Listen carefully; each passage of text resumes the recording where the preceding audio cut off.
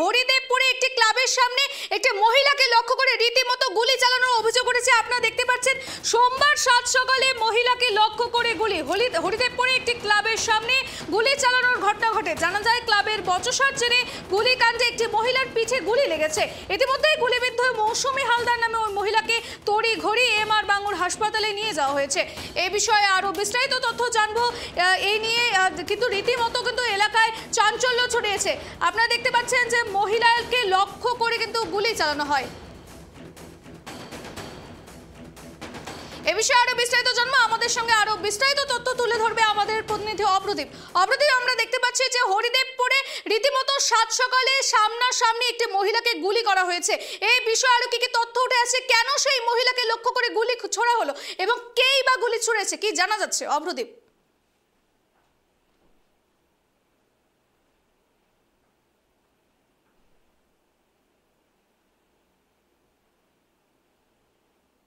তিরিশ বছর বয়সী এক যুবক, পুলিশ সূত্রে যেটা খবর পাওয়া যাচ্ছে যে তিনি কিন্তু এই গুলি চালিয়েছেন এবং ব্যক্তিগত সম্পর্কের জেরেই, ব্যক্তিগত ঝামেলার জেরেই কিন্তু এই গুলি।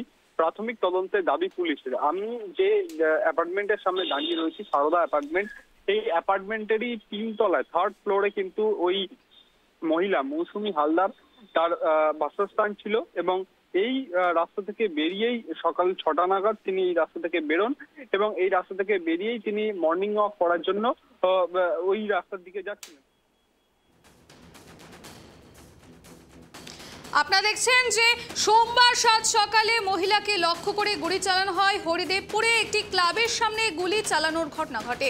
জানা যায় ক্লাবের বচসার জেরে গুলি কাণ্ডে কিন্তু একটি মহিলার পিঠে গুলি লেগেছে।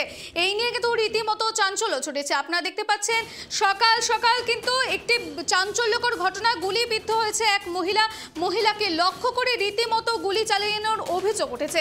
এই মহিলাকে কিন্তু তড়িঘড়ি এমআর বাঙ্গুর হাসপাতালে নিয়ে যাওয়া হয়। এদিন ওই মহিলাকে লক্ষ্য করে গুলি চালানো হয়েছে বলে অভিযোগ। প্রাথমিক অনুমান যারা গুলি চালিয়েছে তারা মহিলার পরিচিত, এমনটাই কিন্তু আমাদের প্রতিনিধি তুলে ধরলো। আমাদের সামনে গুলি লেগেছিল মহিলার পিঠে এবং তিনি কিন্তু জানালেন যে একটি পরিচিত ব্যক্তি কিন্তু তাকে গুলি চালিয়েছে। আবারও যাব, আমাদের সঙ্গে সরাসরি যুক্ত হয়েছে আমাদের প্রতিনিধি অপ্রদীপ। অপ্রদীপ, আমরা আবারও তোমার কাছে ফিরে এলাম। তুমি এই মুহূর্তে সেখানে দাঁড়িয়ে থেকে কি কি আপডেট পাচ্ছ এই ব্যাপারে, যে সেই মহিলাকে কেন গুলি চালানো হয়েছিল এবং এই ব্যক্তিগত শত্রুতার জন্যই অনুমান করা হচ্ছে পুলিশ প্রশাসন থেকে কি পদক্ষেপ নেওয়া হয়েছে অপ্রদীপ?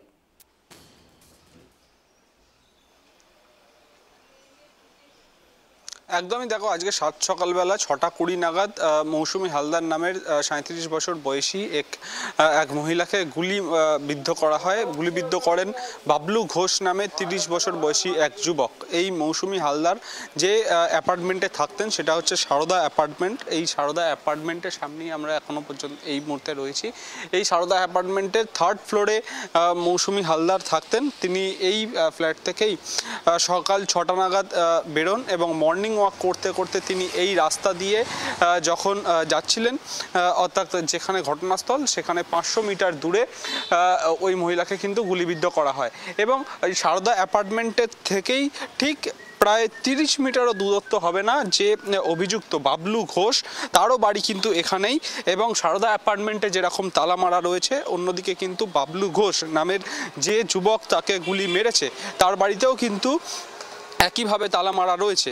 মৌসুমী হালদার হাউসওয়াইফ ছিলেন। তার স্বামীর একটি বেহালা ম্যান্টনে একটি দোকান রয়েছে যেখানে ব্যবসার কাজ করতেন এবং ঠিক আমরা সারদা অ্যাপার্টমেন্টের থেকে আমরা ঠিক 30 মিটার দূরে বাবলু ঘোষ তার বাড়ির সামনে রয়েছি। তার বাড়িতেও এখনো পর্যন্ত তালা লাগানো রয়েছে। এই বাবলু ঘোষ গাড়ি চালাতেন এবং পাড়ায় একটি তার মুরগির ব্যবসার দোকান রয়েছে, তেমনটাই কিন্তু জানা যাচ্ছে। স্থানীয় বাসিন্দারা এবং পাড়ার যারা এলাকার লোক রয়েছে তারা বলছেন যে তাদের এই দুজনের মধ্যে কিন্তু বেশ কিছুদিন আগেই প্রকাশ্যে ঝামেলা হয়েছিল এবং বেশ কিছু বিষয় নিয়ে তাদের দ্বন্দ্ব ছিল এবং কথা কাটাকাটিও হয় এবং অনেক কথাই স্থানীয় বাসিন্দারা বলতে চাইছেন না, অর্থাৎ ব্যক্তিগত সম্পর্কের জেরেই এই ঘটনা ঘটেছে তেমনটাই মনে করছে পুলিশ প্রাথমিক তদন্তেও সেটা পাচ্ছে। এই বাবলু ঘোষের এর আগে দুবার বিয়ে হয়েছিল। তাদের এই বাবলু ঘোষের কিন্তু 2টি সন্তানও রয়েছে এবং এই বাবলু ঘোষের যে দুটি স্ত্রী ছিলেন তারা কিন্তু ইতিমধ্যে মারাও গিয়েছেন। এই ঘটনার জেরে এই সমস্ত তথ্যই উঠে আসছে, স্থানীয় বাসিন্দারা একেবারে অমরদীপ, সকাল সকাল সেই মহিলাকে লক্ষ্য করে গুলি ছোড়ার অভিযোগ উঠেছে এবং ব্যক্তিগত শত্রুতামের জেরেই গুলি করা হয়েছে বলে অভিযোগ। স্থানীয়রা এই বিষয়ে কি জানাচ্ছে, যে তারা এই বিষয়টা কতটা আতঙ্কে রয়েছে বা এই বিষয়ে গভীরভাবে আরো কি কি তথ্য উঠে আসছে তাদের সম্পর্কে? অমরদীপ।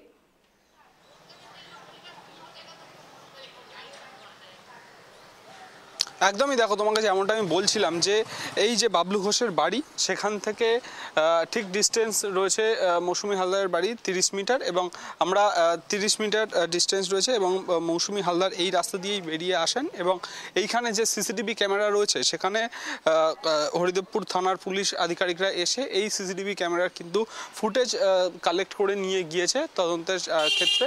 এবং আমরা এই রাস্তা থেকে বেরিয়ে মোড়ের মাথা থেকে যদি আমরা ঘটনাস্থলের দিকে যাই, অর্থাৎ যেখানে ঘটনাটা ঘটেছে, অর্থাৎ যেখানে পিও প্লেস অফ অকারেন্স, সেখানে কিন্তু 30 মিটারও ডিস্টেন্স হবে না। এখান থেকে আমরা দেখতেও পাবো সেই জায়গাটা। অর্থাৎ এই জায়গায় যেখানে স্থানীয় বাসিন্দারা বলছেন যেখানে গুলিবিদ্ধের ঘটনা ঘটেছে, সেখানে এই বাবলু ঘোষ তিনি কিন্তু বাইকে করে এসেছিলেন এবং তিনি আগে থেকেই অপেক্ষা করছিলেন।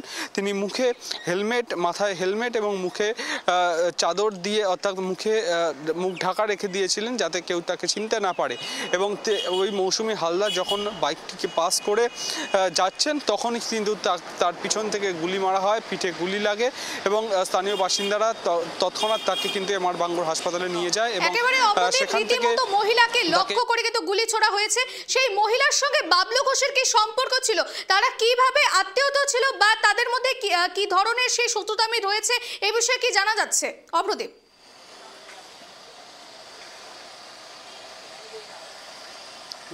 দেখো, এখনো পর্যন্ত সেই বিষয়ে কেউ সদুত্তর দিতে পারছেন না। তাদের মধ্যে ব্যক্তিগত কোনো সম্পর্ক ছিল তেমনটাই জানাচ্ছেন স্থানীয় বাসিন্দারা। বিবাহ বহির্ভূত সম্পর্ক থাকতেও পারে তেমনটাই কিন্তু বলছেন স্থানীয় বাসিন্দারা। এবং দুজনের মধ্যে প্রায়শই ঝামেলা হতো, প্রকাশ্যেও ঝামেলা হয়েছে তেমনটাই কিন্তু জানাচ্ছেন স্থানীয় বাসিন্দারা।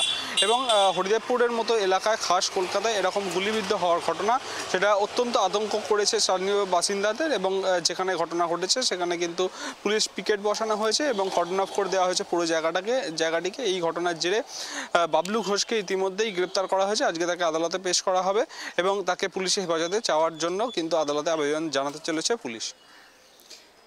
একেবারেই ধন্যবাদ অমরদীপ।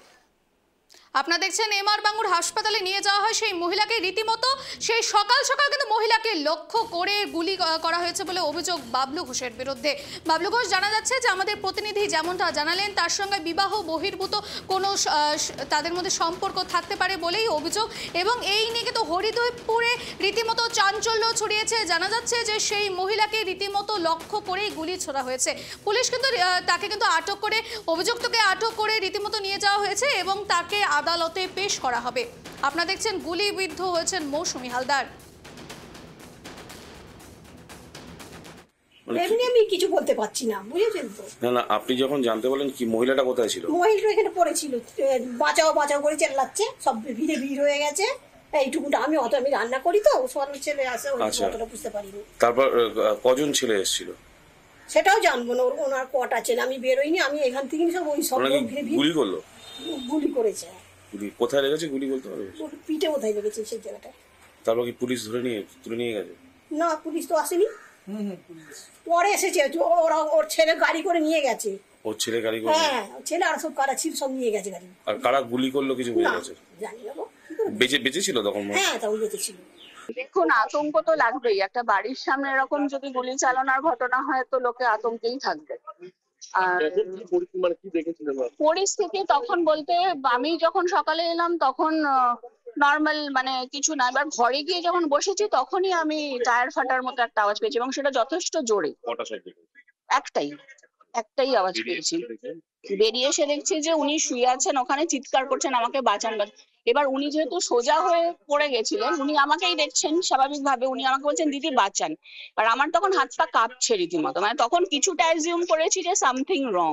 আমি ছেলে মেয়েকে স্কুলে দিয়ে যখন এখান থেকে ব্যাক করছি তখন দেখছি মনে হয় ঘটনাটা ঘটেছিল, উনি পড়েছিলেন।